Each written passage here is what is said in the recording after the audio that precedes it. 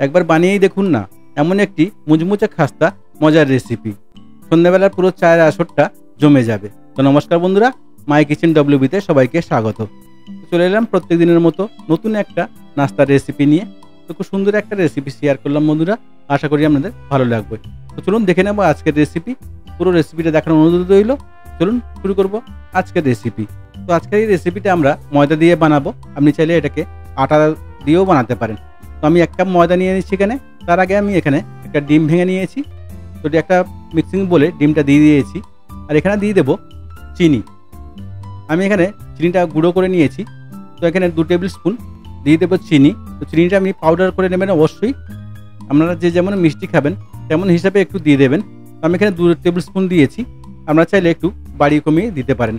তো চিনিটাকে ডিমের সঙ্গে ভালো করে একটু ফেটিয়ে নিতে হবে। গোটা চিনি হলে অনেক টাইম লেগে যাবে চিনিটা গলতে।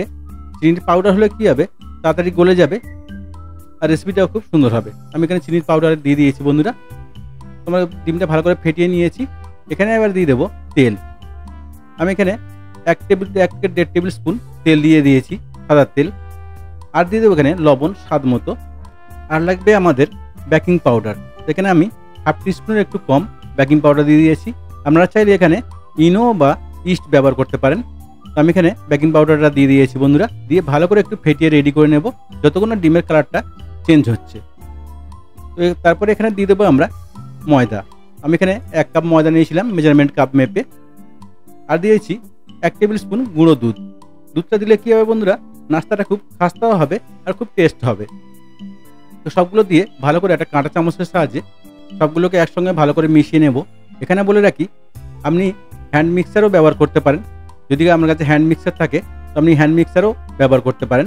তো আমি এখানে কাঁটা চামচ দিয়ে ডোটাকে রেডি করে নিয়েছি।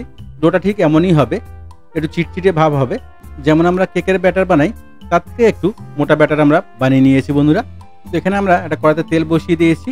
এবার আমরা ফ্রাই করতে আরম্ভ করব। ডোটা আমাদের রেডি হয়ে গেছে। আমি হাতে একটু তেল লাগিয়ে নিয়েছি, নাহলে কী হবে হাতে চাপটে যাবে। হাতে তেল লাগিয়ে নিয়ে ভালো করে একটাকে গোল গোল করে নিতে হবে বন্ধুরা। যেমন রসগোল্লা পাকানো হয় পাকি এরকম গোল গোল করে নিতে হবে।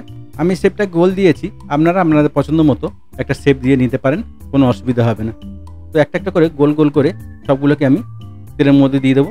মনে রাখবেন তেলটা কিন্তু একদম লো হিটে থাকতে হবে। হাই হিটে থাকলে কী হবে বন্ধুরা, ভেতরে কাঁচা থেকে যাবে, ওপরটা কালার হয়ে যাবে। তো আমরা লো হিটে এটাকে ভালো করে ফ্রাই করে নেব। খুব সুন্দর একটা রেসিপি বন্ধুরা, অবশ্যই বাড়িতে ট্রাই করবেন।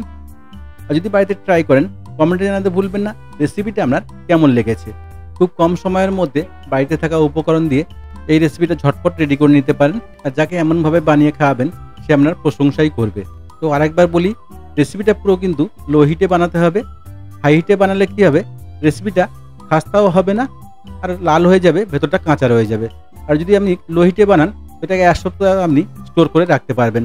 তো অবশ্যই বাড়িতে একবার ট্রাই করবেন বন্ধুরা। আর যদি বাড়িতে ট্রাই করেন কমেন্টে জানাতে ভুলবেন না রেসিপিটা আপনার কেমন লেগেছে। আপনার একটা কমেন্ট আমার এই ছোট্ট চ্যানেলটাকে আগে বাড়তে অনেক সাহায্য করবে।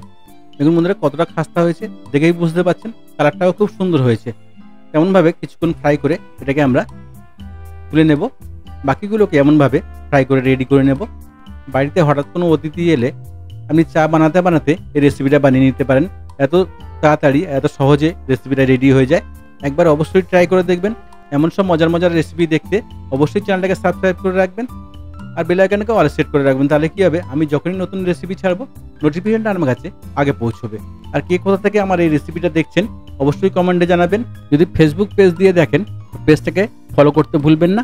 আর যদি ইউটিউব থেকে দেখেন তাহলে চ্যানেলটাকে সাবস্ক্রাইব করে নেবেন আর বেল আইকনটাকে অল সেট করে রাখবেন। তাহলে কী হবে, আমি যখনই কোনো নতুন রেসিপি ছাড়বো নোটিফিকেশনটা আমার কাছে আগে পৌঁছবে। আরও কী ধরনের রেসিপি আপনারা দেখতে চান অবশ্যই কমেন্ট করে জানাবেন। সেই সব রেসিপি নিয়ে আসার চেষ্টা করব আমি। ধন্যবাদ বন্ধুরা, ভালো থাকবেন, সুস্থ থাকবেন।